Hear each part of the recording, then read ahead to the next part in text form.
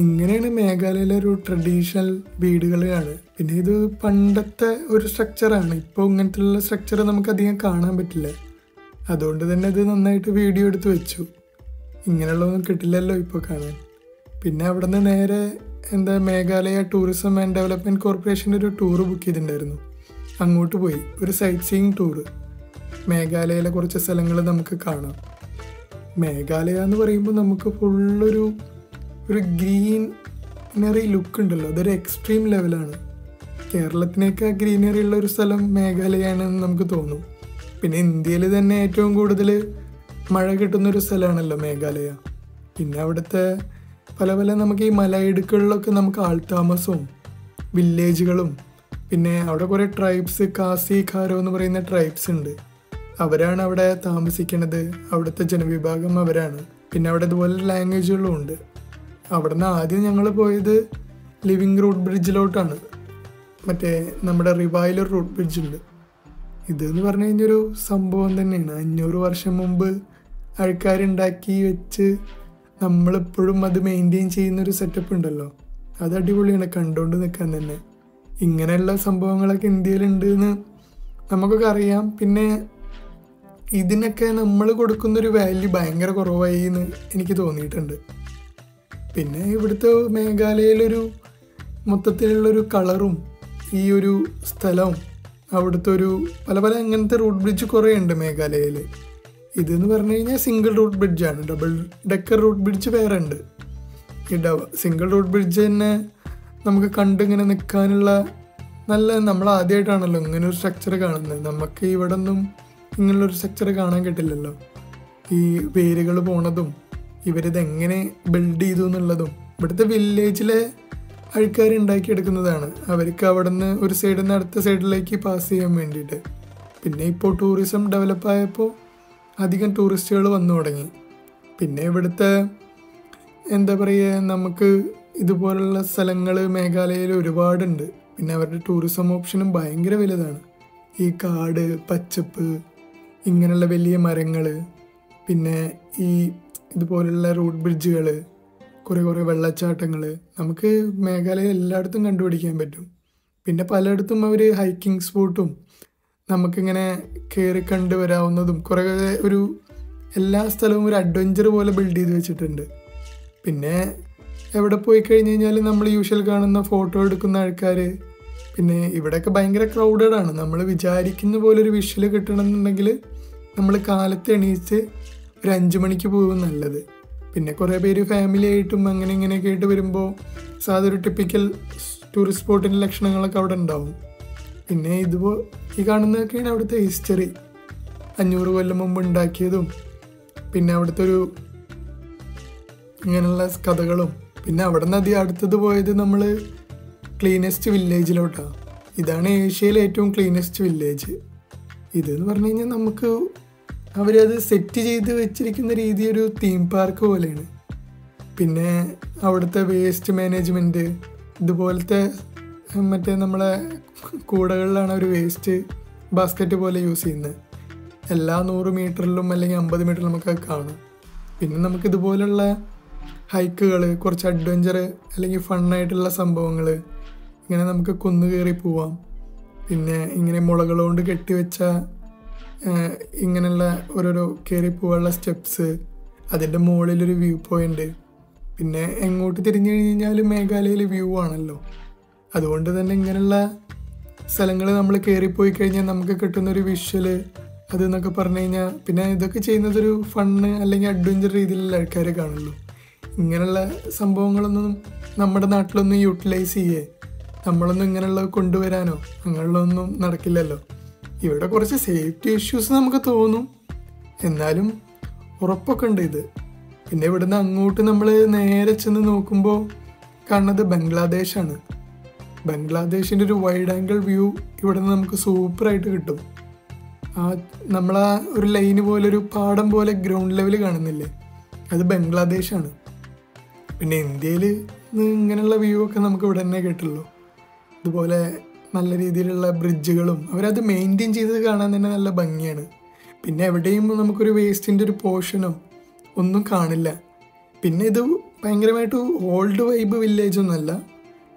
ഇപ്പോൾ കുറേ മോഡേൺ ആയിരിക്കുന്നു, ടാർ ചെയ്ത റോഡുകൾ, പിന്നെ അത്യാവശ്യം നല്ല സിസ്റ്റമാറ്റിക് ആയിട്ട് അല്ലെങ്കിൽ ഓർഗനൈസ്ഡ് ആയിട്ട് പണിത വീടുകളാണെങ്കിൽ തന്നെ മോഡേൺ സെറ്റപ്പിലാണ്. പഴയുള്ളൊരു ആർക്കിടെക്ചറൊക്കെ ഇപ്പോൾ കാണാൻ നമുക്ക് കിട്ടില്ല. പക്ഷെ ഇവരുടെ ക്ലീൻ ആൻഡ് നീറ്റ് ആ ഒരു ലുക്ക് ഉണ്ടല്ലോ, അത് നമ്മളെ എന്തായാലും അത്ഭുതപ്പെടുത്തും. നമുക്കൊന്നും ഇങ്ങനെയുള്ളൊരു വിഷ്വലും ഇതൊന്നും നമ്മുടെ ഇവിടെ കാണാൻ കിട്ടില്ലല്ലോ. ഇവിടെ കുറേ പേര് ഗ്രാമവാസികളും അവരൊക്കെ നടന്നു പോകുന്നതും, പിന്നെ എല്ലാ വീട്ടിൻ്റെ മുന്നിലും നമുക്ക് കുറേ പൂക്കളും കൃഷിയും പച്ചപ്പും ഒക്കെ കവർ ചെയ്ത് വീടിനെ കവർ ചെയ്തിട്ട് നിൽക്കണ പോലെ നമുക്ക് തോന്നും. അങ്ങനത്തെ ഒരു രീതിയാണ്. പിന്നെ ആ ഒരു വൈബ് മെയിൻറ്റെയിൻ ചെയ്യാൻ വേണ്ടിയിട്ട് ഈ ഓല കൊണ്ട് മേഞ്ഞ ചായക്കടകളും ഒക്കെ അവിടെ നിർത്തിയിട്ടുണ്ട്. പിന്നെ അവിടുത്തെ പ്രധാന പ്രശ്നം നമുക്ക് ചൂടാണ്. നല്ല വിശക്കും നമ്മളൊരു റൗണ്ട് നടക്കുമ്പോഴേക്കും.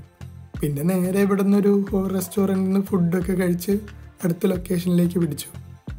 അടുത്ത ലൊക്കേഷൻ എന്ന് പറയുന്നത് നമ്മുടെ ദൗക്കി ആ സൈഡിലോട്ടാണ്, ബംഗ്ലാദേശ് ബോർഡറിൻ്റെ അവിടെ നിന്ന് നമ്മൾ ഈ വെള്ളച്ചാട്ടമൊക്കെ പോകുന്നത് ബംഗ്ലാദേശിലോട്ടാണ്. ഈ റൂട്ട് പോകുമ്പോൾ തന്നെ നമുക്ക് ഫെൻസിങ്ങും ഇതൊക്കെ കാണാം. ബംഗ്ലാദേശ് ബോർഡർ നമുക്ക് അത്രയും ക്ലോസ് ആയിട്ടാണ് മേഘാലയയിൽ കിടക്കുന്നത്. പിന്നെ ബംഗ്ലാദേശുമായിട്ടുള്ള നമ്മുടെ റിലേഷൻഷിപ്പും പൊളിയാണല്ലോ, സീനില്ലല്ലോ. പിന്നെ നമുക്ക് ഇങ്ങനെയുള്ളൊരു നമ്മൾ കുന്നിൻ്റെ മുകളിൽ നിൽക്കുന്നതുകൊണ്ട് നമുക്ക് കുറേ വെള്ളച്ചാട്ടങ്ങൾ ബംഗ്ലാദേശിലേക്ക് പോകുന്നത് ഇങ്ങനെ അടുത്ത് നിന്ന് കാണാം. പിന്നെ ദൂരെ ഫെൻസിങ്ങൊക്കെ കാണാം. ഇവിടെ ഞങ്ങൾ ബസ്സൊക്കെ പാർക്ക് ചെയ്തിട്ട് അവിടെ അടുത്തുള്ളൊരു ബ്രിഡ്ജ് ഉണ്ട്. ആ ബ്രിഡ്ജ് നമ്മുടെ ലൈൻ ഓഫ് കൺട്രോളിൻ്റെ അടുത്ത് വരുന്ന വൺ ഓഫ് ദി കാണാൻ സെറ്റായിട്ടുള്ളൊരു ഫോട്ടോ സ്പോട്ടാണ്.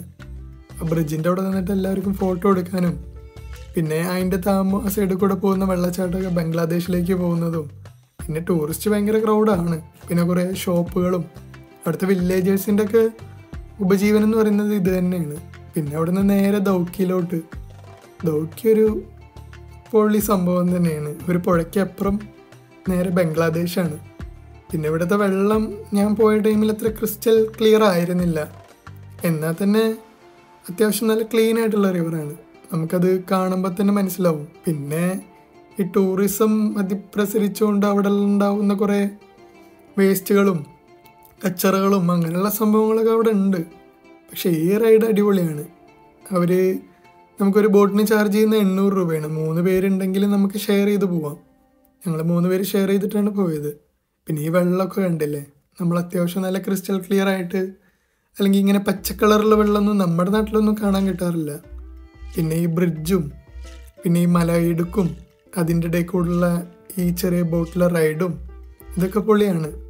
പിന്നെ ഈ പുഴയുടെ ഒരു ഭാഗം നമുക്ക് കണ്ട് കഴിഞ്ഞ് കഴിഞ്ഞാൽ പിന്നെ ബംഗ്ലാദേശുമാണ് അപ്പുറം.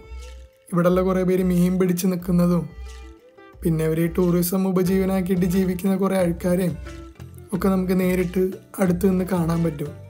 പിന്നെ ഈ വഞ്ചിയും ഇത് കൂടെ ഒക്കെ പോകുന്നതും അതൊരു അടിപൊളി എക്സ്പീരിയൻസ് തന്നെയാണ്. ഇത്രയും ബോർഡറിൻ്റെ അടുത്തായിട്ട് നമുക്കിങ്ങനെ ഒരു പുഴയിലൂടെ നമുക്കിങ്ങനെ ഒരു ബോട്ടൊക്കെ എടുത്ത് റൈഡ് പോകാൻ പറ്റുമെന്നൊക്കെ പറയുന്നത് നൈസാണ്. നമുക്കിവിടെ ഉള്ള ആൾക്കാരുടെ ലൈഫും അവരൊക്കെ കണ്ട് കുറേ പേര് ഇവിടെയുള്ള വില്ലേജേഴ്സിന് എല്ലാവരും ഡിപ്പെൻഡ് ചെയ്യുന്നത് ഇവിടെ വരുന്ന ടൂറിസ്റ്റിനെ മാത്രമാണ്. ഇവർ എന്താ പറയുക, ഇതിനെ വെച്ചിട്ടാണ് ഇവരെല്ലാവരും ജീവിക്കുന്നതെന്ന് നമുക്ക് തോന്നിപ്പോകും. പിന്നെ കുറേ പേര് മീൻ പിടിക്കുന്നതൊക്കെ കാണാം. ഈ ടൂറിസ്റ്റുകൾക്കുള്ള കുറേ ക്യാമ്പിംഗ് സ്പോട്ടുകളും ഇവിടെ ഉണ്ട്. നമുക്കിവിടെ ക്യാമ്പ് ചെയ്യാം. പിന്നെ കുറേ ഹോം സ്റ്റേകൾ അങ്ങനെയുള്ള സെറ്റപ്പുകളൊക്കെ ഇവിടെ ഉണ്ട്. പിന്നെ ഈ ദൗക്കി എന്ന് പറയുന്നത് നമ്മൾ എന്തായാലും മേഘാലയയിൽ പോയി കഴിഞ്ഞ് കഴിഞ്ഞാൽ എന്തായാലും ഇവിടെ കാണണം. നമുക്ക് ബംഗ്ലാദേശ് ഇത്രയും അടുത്ത് കാണാൻ പറ്റുന്ന, അല്ലെങ്കിൽ ഇത്രയും ഡിഫറെൻ്റ് ആയിട്ട്, അല്ലെങ്കിൽ ഒരു പുഴയുടെ സൈഡിലുള്ള ബോർഡർ വേറെ ഉണ്ട് എന്ന് എനിക്ക് തോന്നുന്നില്ല. എനിക്കറിയില്ല അതിനെ പറ്റിയിട്ട്. പക്ഷെ ഇതൊരു സംഭവം തന്നെയാണ്. ഈ ഒരു നല്ല ക്ലിയർ ആയിട്ടുള്ള വാട്ടർ കൂടെല്ലാം ഇങ്ങനെ തോണിയൊക്കെ തുഴഞ്ഞു പോകുന്ന ആൾക്കാരും.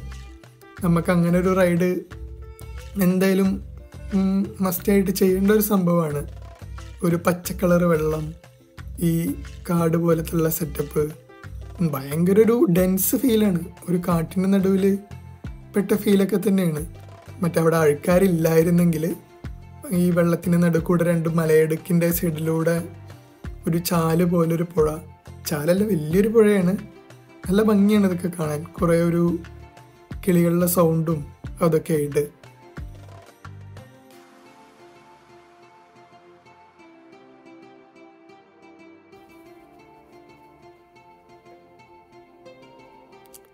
പിന്നെ ഈ കാണുന്നതാണ് ബംഗ്ലാദേശ് ബോർഡർ. അപ്പുറത്ത് നിൽക്കുന്നവർ ഫുള്ള് ബംഗ്ലാദേശുകാരാണ്. അവരെ അവിടെ നിന്ന് നമുക്ക് വേണമെങ്കിൽ ബംഗ്ലാദേശിൽ നിന്ന് ചെറിയ ഫ്രൂട്ട്സ് പിന്നെ കുറേ സംഭവങ്ങളൊക്കെ വാങ്ങുകയൊക്കെ ചെയ്യാം. ഇപ്പോൾ ഈ കാണുന്ന ബയ്യടയിൽ നിന്ന് നമുക്ക് ഫ്രൂട്ട്സ് വാങ്ങാം. അങ്ങനെയുള്ള സെറ്റപ്പുകളൊക്കെ ഉണ്ട്. ഈ കാണുന്നത് ഫുള്ള് ബംഗ്ലാദേശുകാരാണ്. നമ്മുടെ ആർമിക്കാരൊക്കെ അവിടെ ഇങ്ങനെ നടക്കുന്നതും ഒക്കെ നമുക്ക് ദൂരെ നിന്ന് കാണാം. ഈ കാണുന്ന ബംഗ്ലാദേശിൽ എഴുതി വച്ചിരിക്കുന്നത് ബംഗ്ലാദേശ് എന്നാണ്. അപ്പുറം ഈ കല്ലിൻ്റെ അപ്പുറം ബംഗ്ലാദേശാണ്. ലൈൻ ഓഫ് കൺട്രോളാണ് നമ്മൾ ഈ കാണുന്നത്. ഇത്രയും രസകരമായിട്ടുള്ളൊരു ബോർഡർ വേറെ ഉണ്ടെന്ന് നമുക്ക് തോന്നില്ല. എല്ലാം നമുക്ക് ബംഗ്ലാദേശിൽ നിന്ന് കുറേ സാധനങ്ങൾ വാങ്ങി കഴിക്കാം ഒരു വരയ്ക്കിപ്പുറം നിന്നിട്ട്. വരാമെന്ന് പറഞ്ഞ് പ്രത്യേകിച്ചൊന്നും ഇല്ലെങ്കിലും നമുക്ക് അവിടെ നിന്നിട്ട് ബോർഡർ കാണാം. നമ്മുടെ ആർമിക്കാർക്ക് ഈ ടൂറിസ്റ്റിനെയും കൊണ്ട് കുറേ റിസ്ക് ആണ്. അവർ കുറേ കഷ്ടപ്പെടുന്നുണ്ട്. പിന്നെ ഒരു സൺസെറ്റൊക്കെ നമുക്ക് നല്ലൊരു അടിപൊളി സൺസെറ്റാണ്. അതൊക്കെ കണ്ട് ദൗക്കി വില്ലേജിനോടൊക്കെ യാത്ര പറയാം.